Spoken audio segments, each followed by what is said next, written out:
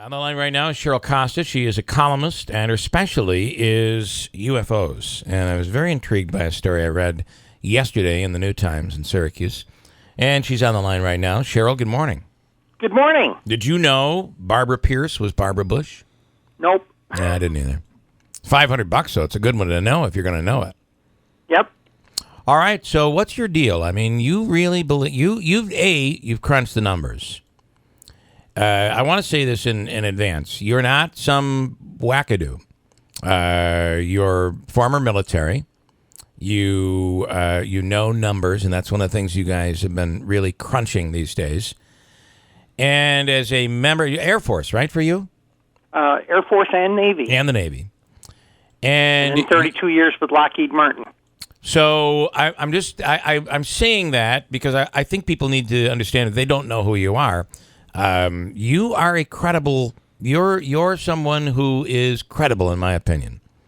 Not that I'm credible, so I guess it doesn't help. But I'm just saying you come well qualified here, and you are in firm belief that we are not alone. Oh, beyond a doubt, we're not alone. Yeah, it'd be kind of, when you really think about it, for us to think that we are is. I mean, it's pretty unrealistic, considering the size of what we don't know that's out there. Very true. Yeah. So what's your proof? Well, okay, in the UFO community, a lot of the concentration was always about a particular sighting or a crash or a landing or something like that over the last, over the last 70 years. Yeah. Okay? And when I started writing my column for the Syracuse New Times back in 2013, I made New York State my beat, okay? And I related stories about New York State sightings, the oldest one being 1790. There were a number of them in the 19th century. And then I write stories about them over the years. And amazingly enough, people invited me to backyard barbecues, and we want you to meet our Uncle Ralph, who saw Foo Fighters in the war, and here's our Aunt Sally. And, I talked to an awful lot of people who told me some very incredible stories. And the deal was, I was the only person, when I went to one of the major conventions, I was the only person out there who was doing any kind of statistics, putting bar graphs up and things like this about counts in certain cities or counties in New York State. So we did an extensive study in 2014 for New York State, and this was actually in 15, we found some amazing numbers and said, hey, this is my spouse and myself said, hey, why don't we do the whole country? And we did. We crunched the numbers, plus we added county data because no one ever had that information of resolution down to the county level. Right. And it blew everybody's socks off, and we have the numbers for the entire country.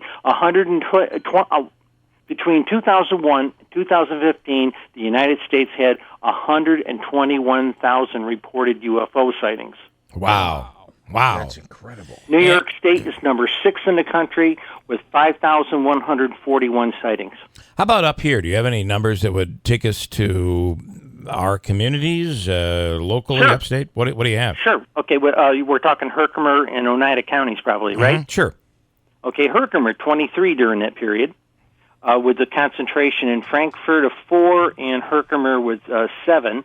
And then over in Oneida, they had a total of 105 sightings. Wow. With the concentrations in Rome, Utica, and Verona, and Whitesboro. Do you find, okay, so these sightings, do they seem to occur more often near military bases or near airports? Have you been able to look into any of that? Actually, they don't. Everybody seems to think they loiter around military bases. Yeah. We're finding out they don't. There's a couple of things you have to keep in mind. Sightings seem to be driven by temperate weather and available leisure time. Okay, right. Because you're That's outside. When people are out. You're and out. They can see this stuff. Okay. And what we are seeing, a different researcher who's parallel to me in his research, but he's doing it a different way. His name's Tom Conwell. He's in Troy, New York. And he's noticing that they seem to be loitering around our pollution sites more than anything else. Interesting. Yeah. Brownfields, that sort of thing. Okay. And that's where they seem to loiter, but people see them everywhere. Yeah, they do see them around airports, and there's a few maybe misidentifications out there. We know that. Yeah. The thing is, most people don't report something they think that might have been an airplane. Most people only report something that's pretty amazing. Yeah. And the people who report these things day in and day out are the people who walk dogs, go out for a smoke, or go out for a smoke and walk the dog. Okay, well, that makes sense. Because they're the ones who are outside, and they have that time. Andrew. So, I mean... I'll give you an example. Yeah. We did a study to find out... everybody's probably heard the Mothman Prophecies, okay, written by the late John Keel. Back in the 60s, he had a whole bunch of sighting information, about maybe a little less than 1,000 sightings, and they ran it through a big old 360 computer out in Colorado. And they came up with that all the sightings were on Wednesday, okay, and our majority of them were. Yeah. The problem was he suffered from what we call small data. We were working with big data. That's a 21st century technology, working with large data numbers. Right. And we figured out that there was a statistically flat number of sightings during the week. Those are the dog walkers. Okay? Yep. It starts to tick up a little bit on Friday. It's up by 7 to 9% on Saturdays and 5% on Sundays. So, again, driven by leisure time. Right. I've never heard that talked about, but that is absolutely, when you think about it, it's the old, if a tree falls in the forest and there's nobody there. Sure. Right? And this is the same, really, it's the same type of concept. If you're not there to see it, then it never happened. But it did. Andrew. So, Cheryl, you were mentioning that there were UFO sightings as early as probably you said the 1800s, is that correct? Oh, yeah, there's a whole bunch of them in New York State, yeah. So, how... Well, you can go back. You can go back to weird things that we've seen drawn on rock walls from, thousands of years ago. That leads me to my question of, or 8,000 years ago, how much whatever. further advanced is their technology, and why haven't they made some kind of effort to contact us? Make communication. All right. Well, okay. I'm going to use a Star Trek paradigm of the prime directive. They probably don't want to interfere with our culture, and we've seen this happen with anthropologists who've gone out into the deep forests of Amazon and different places, and went in to study a culture, and they ended up contaminating that culture. Oh, okay. That's probably along that line. Well, it would be like Christopher Columbus and bringing the disease. He didn't care. He didn't care. That's exactly it. And so it's excuse the expression, more fun to observe us. All right. There's been a certain level of contact. The people that used to be called abductees, they call them experiencers now.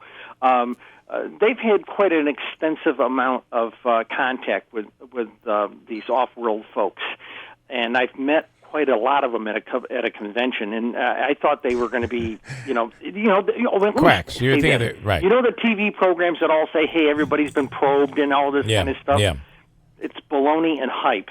I went to an experiencer thing. I had press credentials, so they didn't want me to come to it. And I talked to this one shrink who was hosting it at a convention. I thought it was going to be like an AA meeting. There'd be 25 or 30 people in there crying in their beer. They got probed or something. Yeah.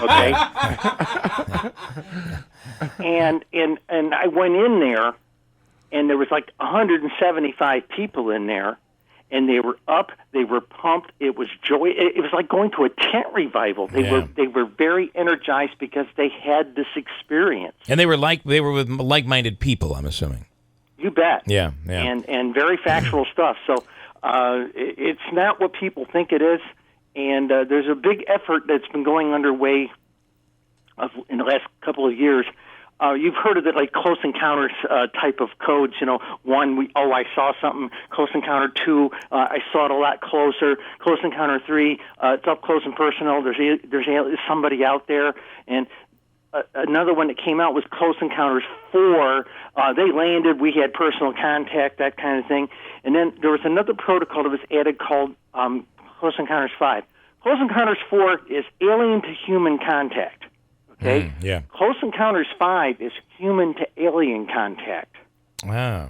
Interesting. Okay, and there's been a very large effort in that in the last 5 years, and it's been significant, but it's not on the radar of mainstream news, mainstream conversation. Most people don't know anything about it, but it's pretty active out there. Is there an effort to keep this from the public because the fear would be that we would all just panic and it would be mass chaos? Well, yeah, there is some kind of a activity that won't talk to you. People won't talk to you. I've got people in the mainstream media won't even talk to me. Oh no, this is ludicrous. They won't talk to us. Right. On the other hand, I've got people a sprinkling of people in the mainstream media that will talk to us. When my book came out, give me an example. For 70 years, the New York Times never had a nice thing to say about UFOs. Okay? When my book came out, it rattled them because for the first time, somebody put a 2.5-pound book on their desk that had numbers, charts, graphs, and statistics, and numbers don't lie, and it blew their socks off. Well, and that's the interesting thing. We can say whatever we want about whether you believe there's something else out there. You cannot challenge your book is based on numbers. It's based on statistics. It's based on sightings. Now, I guess we can go to each and every one of those sightings and challenge those and the credibility of those sightings. But at the end of the day, you've tracked the numbers. My question would be, patterns? Are there patterns when you look at these numbers? Oh God, yes. Oh yes. My spouse discovered something we didn't know. We all thought that all the peak sightings were like in the summertime when it's nice. Yeah. Okay. Well, it turns out it's latitude dependent.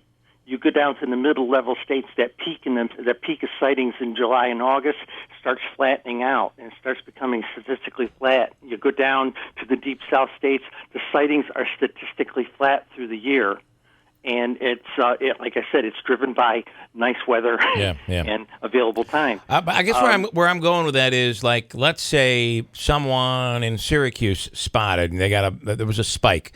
Everybody's reporting. 30 seconds later, a minute later, Utica is reporting it. Then after that, Albany's reporting it. Has there been anything like that you've discovered? Oh yeah, about 3 years ago, I was working for a different newspaper, and the head pressman came up to me and said, "My son just reported he saw these funny lights, over Syracuse." Yeah. Okay, and they were really bright. Well, we started doing some checking.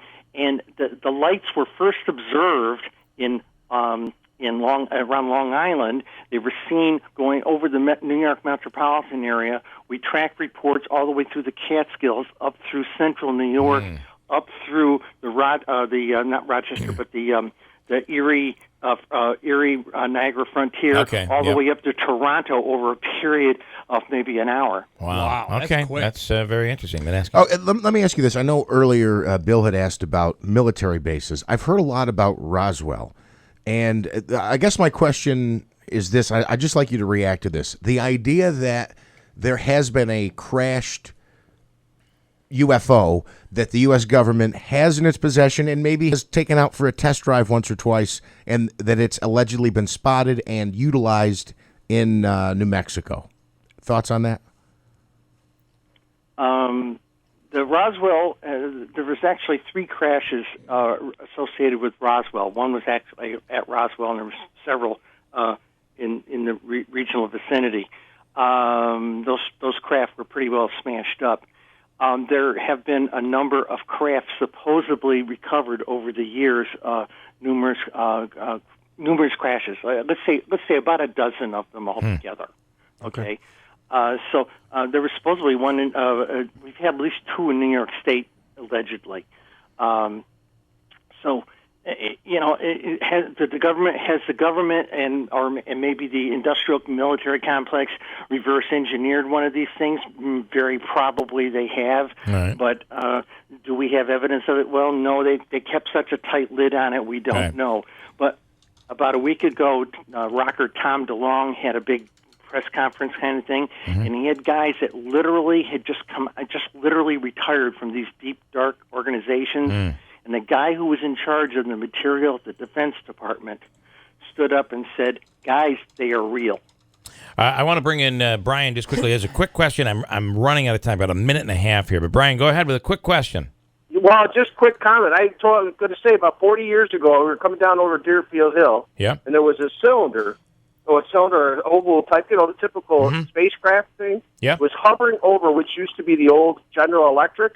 We followed it from Deerfield Hill all the way down, which was probably 4 or 5 miles. Now, there were 3 of us, mind you. My younger brother was about 7. I was about in my teens, and my father. So 3 of us saw it. And it was a typical circular disc with the lights rotating around it. We got down to right at the General Electric plant, and it disappeared. All right, I'm gonna let Cheryl comment on that, Brian. Thanks. Okay. Very. Right. What do you think of that, Cheryl? I've heard similar reports. There was a good There's been reports like that here in the Syracuse area. There was a really good one up in 2013 up in near Schenectady. 3 bright blue lights came down into an industrial park area. They became one big blue light. Okay, and as it got closer and closer to the ground, the people who were driving by the industrial park areas, cars started quitting, and their cell phones all went dead. I'd like to do this again. Wow. I'm Please, running anytime. I'd love to talk to you. I'm running out of time. I'm very intrigued. Let's next time plan for maybe the 8 o'clock hour where I can go a little longer with you. I'd definitely like to do that. People, your website is, do you have a website?